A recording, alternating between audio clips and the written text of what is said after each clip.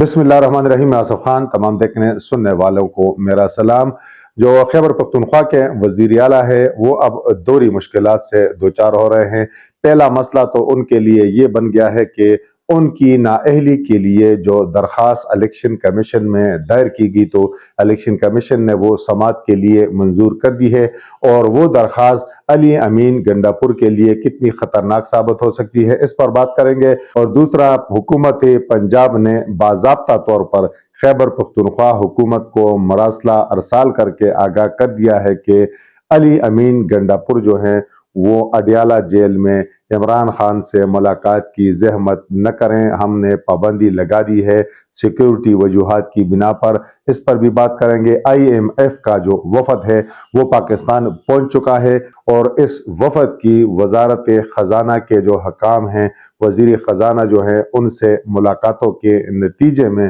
پاکستان کو جو قرضہ ملنے والا ہے IMF سے، تو اس کے نتیجے میں پاکستان میں مہنگائی کا کیا طوفان آ سکتا ہے، یہ بھی موضوع بحث ہوگا۔ دیگر موضوعات پر بھی بحث کریں گے، لیکن سب سے پہلے ہمارے ان تمام دوستوں سے گزارش ہوگی کہ جنہوں نے اب تک ہمارا چینل سبسکرائب نہیں کیا کہ ہمارے اس چینل کو سبسکرائب بھی کریں، بیل آئیکن کا بٹن بھی دبائیں، اور اس ویڈیو کے حوالے سے کمنٹس باکس میں اپنی رائے کا ضرور اظہار کریں۔ تو شروعات کرتے ہیں علی امین گنڈا پور سے۔ تو ان کے خلاف درخواست دی ہے الیکشن کمیشن میں کفیل نظامی جو جمعیت علماء اسلام کے رہنما ہیں، اور انہوں نے الزام عائد کیا ہے کہ علی امین گنڈا پور نے جو اپنے انتخابی گوشوارے ہیں اس میں اپنے اثاثے چھپائے ہیں، 735 کنال اراضی اور دیگر جو اثاثہ جات ہیں، انہوں نے یہ الزام عائد کیا ہے کہ یہ علی امین گنڈا پور نے جو ہے وہ چھپائے ہیں۔ الیکشن کمیشن نے اس حوالے سے 26 مارچ کی جو تاریخ ہے وہ دی ہے، انہیں طلب کیا ہے۔ تو اب دیکھتے ہیں کہ اگر یہ جرم ثابت ہو گیا تو پھر یہ سمجھ لیں کہ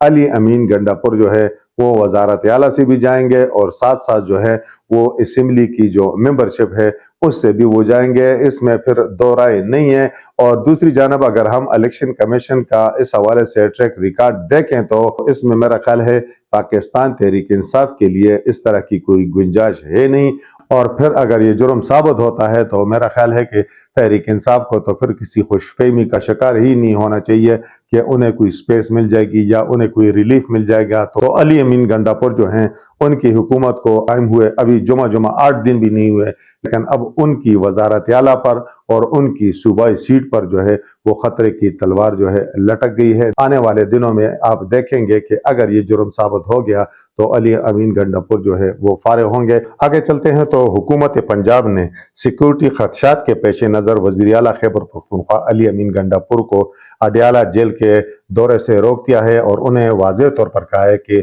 ان کی عمران خان سے جو ہے ملاقات نہیں ہو سکتی۔ یہ آپ گزشتہ روز سن ہی چکے ہیں کہ حکومت پنجاب نے سیکیورٹی خدشات کی بنا پر جو ہے اڈیالہ جیل میں 2 ہفتوں کے لیے تمام قیدیوں سے ملاقات پر پابندی لگا دی ہے کہ ان کے لواحقین دوست احباب کوئی بھی ان سے نہیں مل سکتا۔ مراسلہ جو ہے خیبر پختونخوا حکومت کو ارسال کیا گیا ہے حکومت پنجاب کی جانب سے، اور جس میں یہ لکھا گیا ہے کہ اڈیالہ جیل میں ملک دشمنوں کی جانب سے حملوں کے خدشے کے پیش نظر حفاظتی اقدامات اٹھائے گئے ہیں۔ خیبر پختونخوا حکومت کے خط کے جواب میں حکومت پنجاب نے تحریری مراسلے میں یہ بھی لکھا ہے کہ سیکیورٹی خدشات کے باعث اڈیالہ جیل سمیت مختلف جیلوں میں قیدیوں سے ملاقات پر جو ہے عارضی پابندی عائد کی گئی ہے۔ پنجاب حکومت کا کہنا ہے کہ امن و امان کی صورتحال کے باعث وزیر اعلیٰ خیبر پختونخوا کا دورہ کسی نئی تاریخ تک مؤخر کیا جائے۔ قبل ازیں خیبر پختونخوا حکومت نے وزیر اعلیٰ علی امین گنڈا پور کے دورہ اڈیالہ جیل کے لیے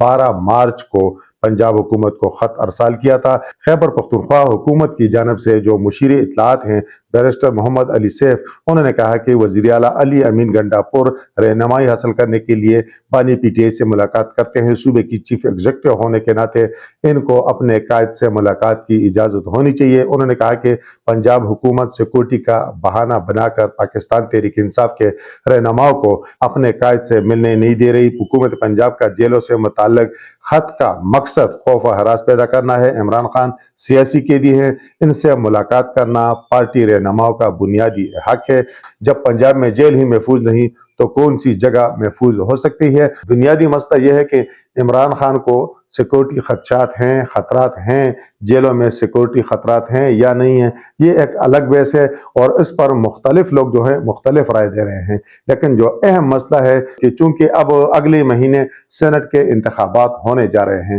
اور زیادہ تر سیاسی تجزیہ کار ہیں، ان کا یہ کہنا ہے کہ چونکہ سینٹ کے انتخابات میں اب پاکستان تحریک انصاف مخصوص نشستوں سے محروم ہو چکی ہے سنی اتحاد کونسل میں ضم ہونے کے بعد بھی، تو سینٹ کے انتخابات پاکستان تحریک انصاف کے لیے واحد اپورچونٹی ہے کہ جس میں وہ اپنے لوگ جو ہیں سینٹ میں لا سکتے ہیں، اور پاکستان تحریک انصاف کے بہت سارے سینیٹر جو ہیں وہ فارغ ہو چکے ہیں۔ اب کن کن لوگوں کو آگے لانا ہے، اب کن کن لوگوں کو سینیٹر بنانا ہے، تو اس کے لیے عمران خان سے مشاورت تو لازمی ہے، اس کے بغیر تو ہو نہیں سکتا، ان کی منظوری تو ضروری ہے۔ تو اب جو ہے ملاقات اگر 2 ہفتے نہیں ہوگی تو میرا خیال ہے کاغذات جمع کرنے کی اور ساری جو تاریخیں ہیں وہ گزر جائیں گی۔ اب کچھ لوگوں کا خیال یہ ہے کہ اگر یہ تاریخیں گزر جائیں، عمران خان سے مشاورت نہ ہو، تو یقیناً پاکستان تحریک انصاف میں چونکہ پہلے ہی پھٹے پڑتے ہیں، ان کی موجودگی میں ان کی اجازت مشاورت کے باوجود کئی فیصلوں پر پاکستان تحریک انصاف کو یو ٹرن لینا پڑتا ہے، عمران خان کو یو ٹرن لینا پڑتا ہے۔ اس کی وجہ یہ ہے کہ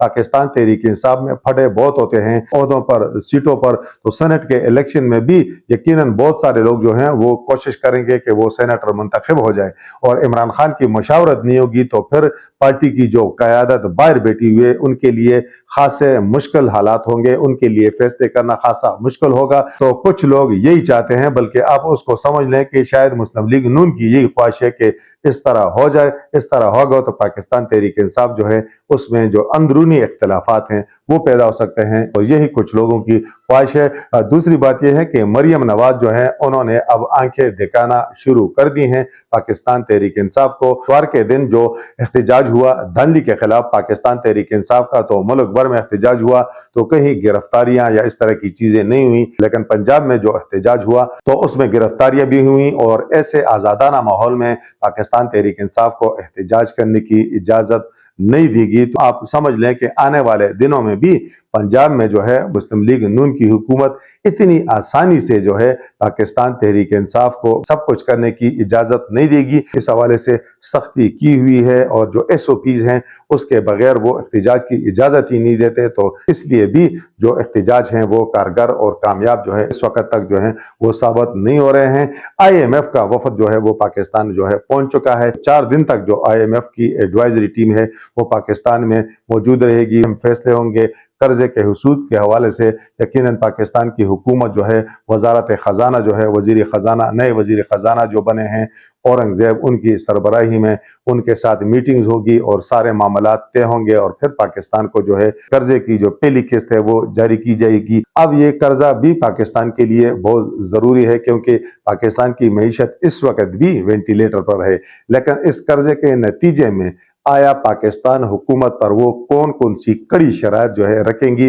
اور ان شرائط کے نتیجے میں پاکستان میں کتنی مہنگائی اور آئے گی، تو یہ دیکھنے والی بات ہوگی۔ اور میرا خیال ہے جس طرح علی امین گنڈاپور جو ہیں وہ خطرے سے دوچار ہیں کہ ان پر جو ہے اس وقت نااہلی کی تلوار لٹک گئی ہے۔ اس حکومت کا بھی معاملہ یہ ہے کہ جمعہ 8 دن اس حکومت کے ہو گئے ہیں، پہلے دن سے ہی ان کے لیے خطرے کی تلوار یہ لٹک گئی ہے کہ IMF جو ہے اپنی کڑی شرائط جو ہے معیشت کی بحالی کے لیے رکھتا ہے۔ پاکستان کی جو معاشی ٹیم ہے اب اس کا بھی امتحان ہے کہ وہ کس انداز میں IMF کی ٹیم سے مذاکرات کرتے ہیں۔ اگر IMF نے پاکستان پر کڑی شرائط عائد کر لی اور پاکستان میں مزید مہنگائی ہوگی، میاں شہباز شریف نے تو کابینہ کے پہلے اجلاس میں یہ کہا ہے کہ وہ اب اشرافیہ پر ٹیکسز لگائیں گے۔ انہوں نے کہا کہ اشرافیہ اب قربانی دے گی، لیکن دیکھتے ہیں کہ اب حکومت جو ہے واقعی اشرافیہ سے قربانیاں لیتی ہے، یا اب بھی قربانی کا بکرا جو ہے وہ غریب عوام کو بنایا جائے گا۔ اگر مہنگائی کا بوجھ غریب عوام پر پڑا، اگر ٹیکسز کا بوجھ جو ہے